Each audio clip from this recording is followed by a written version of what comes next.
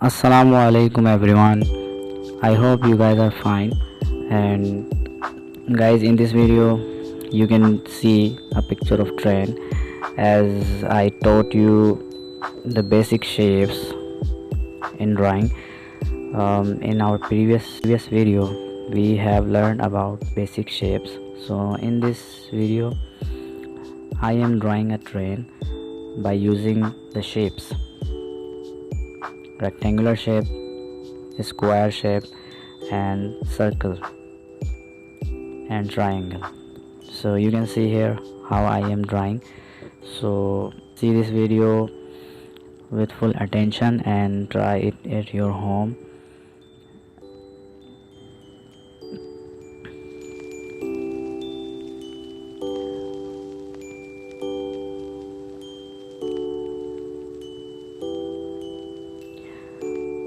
And after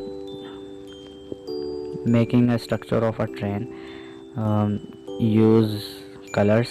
I am using a soft pastel color. Guys, here is my WhatsApp number, so if you want to show me your artwork, so you can WhatsApp me, and you can if you want to learn more about drawing, so you can tell me. Inshallah, I will try my best for my students and my followers. Thank you.